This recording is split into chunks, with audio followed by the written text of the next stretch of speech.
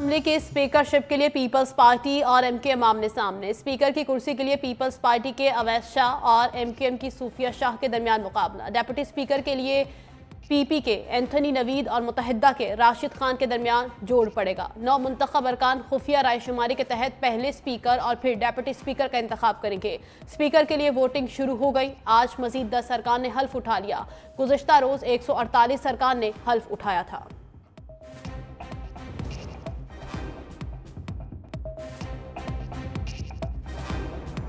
पंजाब में नून लीग के Malik Ahmad Khan speaker, Zaheer Iqbal Channar deputy speaker मुंतखब। इंतखाब के दौरान 322 अरकान ने वोट का हक इस्तेमाल किया।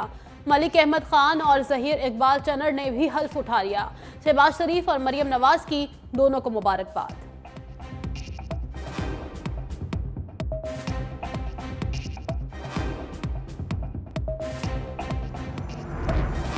वज़ीर आला पंजाब के लिए मरियम नवाज और राना आफ्ताब के नाम सामने आ गए। कागजात नामजदगी आज शाम 5 बजे तक असम्बली सेक्रेटेरिएट में जमा कराए जाएंगे। जांच पड़ताल का अमल भी आज ही मुकम्मल होगा। नए वज़ीर आला पंजाब का चुनाव पीर के रोज 11 बजे होगा। इंतखाब ऐवान की तकसीम या शो ऑफ हैंड के जरिए होगा।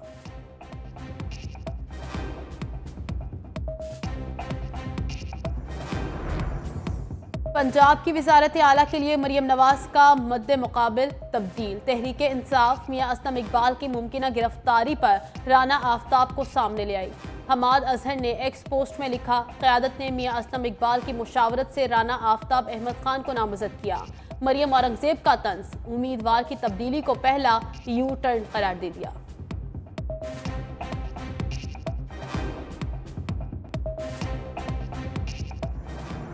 नारों की रस्म चली है तो फिर नारे ही चलेंगे। नून लीगी अरकान के नारों का हिसाब बराबर।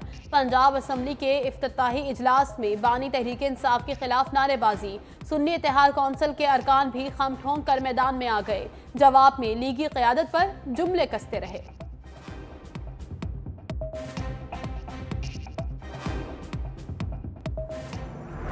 बिलावल भुट्टो ने एहतजाज करने वालों को खरी खरी सुना दी। कहा, किसी के ड्रामों से ब्लैकमेल नहीं होंगे। कराची में लसानी फिरका बनाना दहशतगर्दी बर्दाश्त नहीं करेंगे। कराची में तशद्दुद की सियासत करने वाले किसी भूल में ना रहे।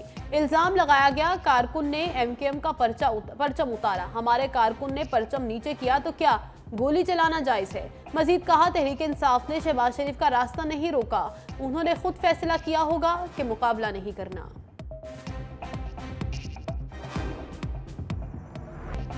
हाफिज नईमुर रहमान की पीपल्स पार्टी को ललकार। कहा, सिंध असम्बली में बैठने वाले जाली मैंडेट वाले हैं, कंटेनर लगाए हुए हैं, ये निहत्ते लोगों से डरते हैं। पीपी एमकेएम के कब्जागिरों का आवाम से कोई ताल्लुक नहीं। फॉर्म 47 की बुनियाद पर पूरे मैंडेट पर कब्जा किया गया। आवाम की असम्बली प्रेस क्लब के बाहर बैठी है। 27 फरवरी को धांधली के खिलाफ यौम सयाह मनाने का ऐलान।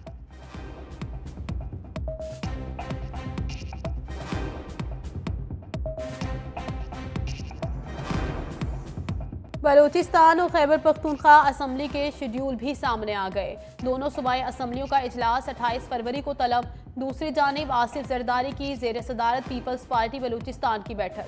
9 मुंतखब एमपीए अब्दुल मजीद बादीनी और मीर जहांजेब बुख्ती की शिरकत। हुकूमत साजी के हवाले से पीपल्स पार्टी की मुकम्मल हिमायत का ऐलान।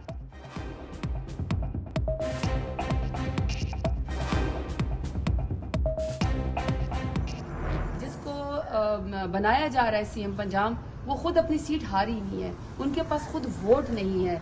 अगर वो वाकई वोट की ताकत के जरिए बीबी जीती हुई है तो कल पंजाब असम्बली में पिछले दरवाजे से आने की क्या जरूरत थी? पीएमएलएन का इशू ये है कि ये हमेशा ऐवान इकबाल के जरिए जो है या शादी हॉल के जरिए सीएम पंजाब बन जाते, ये वोट के जरिए नहीं बनते। मरियम नवाज को तमाम हलकों में शिकस्त हुई। वो गैर कानूनी वज़ीर आला होंगी। जरताज कुल की टैलेंट न्यूज से गुफ्तगू। कहा, सबको पता है मरियम नवाज ने सिर्फ इंतकाम की सियासत करनी है।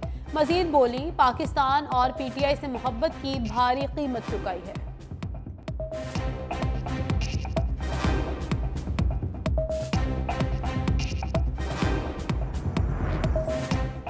बिजली मुफ्त देंगे, एक दफा का जिक्र है। इंतखाबी मुहिम में नामजद वज़ीर आला मरियम नवाज और हमजा शहबाज के नारे हल्फ उठाते ही दावों के गुबारों से हवा निकल गई। अस्मा बुखारी ने अवाम पर बिजलियां गिरा दी, अवाम को रिलीफ देने का वादा IMF पर डाल दिया। कहा आलमी मालियाती इदारे की शराइत देखकर फैसला करेंगे।